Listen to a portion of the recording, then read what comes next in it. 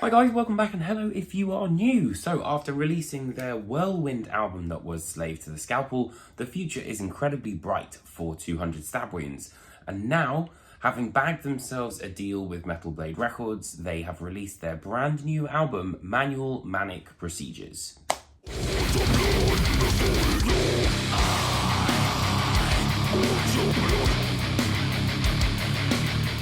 So if you're not familiar with 200 Stab Wounds, as the name and the cover for this album might suggest, they are not quite for the faint of heart. So in terms of musicality, I think this band, is kind of a combination of hardcore, death metal, and a bit of groove metal. Imagine Sanguisugabog, Slayer, Terror, and Cannibal Corpse all in the same sort of thing, mush it in a blender, and that's what you've got, 200 Stab Wounds. However, whatever the subgenre might be, the common denominator here is that the energy just literally radiates off this record. Manic Procedures is a perfect example of that sort of like limitless energy that the band have. After this crazy dive bomb guitar solo, it's straight into fucking circle pit mode and it just doesn't let up. And you've also got Gross Abuse, the second track, which is, super energetic, and then Ride the Flatline, which also features Jamie Morgan of Code Orange, which I thought was an inspired choice of person, to have as like a collaborator.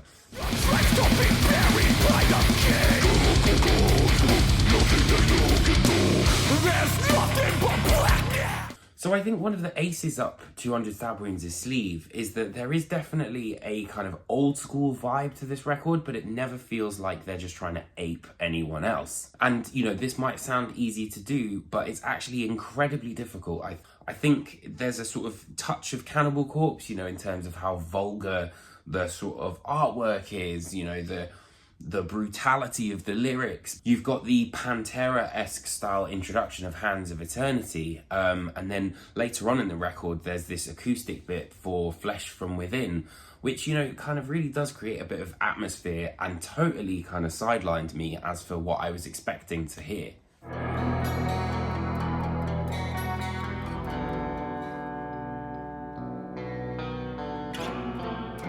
There's an 80s sort of feel where you've got tracks like Release the Stench, which is this sort of dive bomb Slayer style meets Cattle Decapitation's solo, and then Led to the Chamber / Liquefied is more kind of 80s playing. You've got the sort of synths that come in, and it's kind of recalling that sense of nostalgia.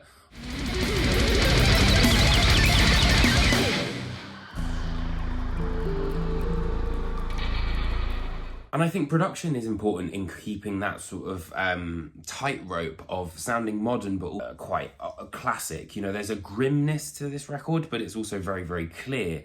The guitar is really crunchy and kind of, you can kind of chew on it a little bit, whereas the bass is more kind of gurgling.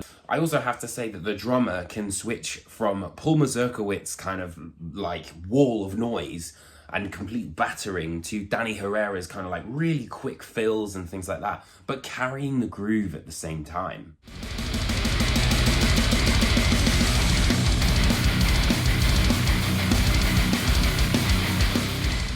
There's also definitely a sense of horror, which, I think there's some really interesting kind of sound effects that are on this record that literally make you feel like you're sort of having the curtain peeled back of like a serial killer's lair kind of thing, which I love. Manic Procedures is an album that is built of 9 short, sharp shockers that riff just as hard as they groove and had me massively coming back for more. And whilst I was initially disappointed that we didn't get more of that progressive sort of idea, it's fucking hard to argue with the level of quality of songs that we've got on display here. So for that reason, I'm going to give this album an 8.5 out of 10, I think. So thank you ever so much for watching this album review. I hope you guys enjoyed it. Let me know what you think in the comments underneath me. And I also have a interview with 200 Stab Wounds, which is going to be on the way. Yeah, it's hard for me not to say Texas Chainsaw Massacre for like being from here.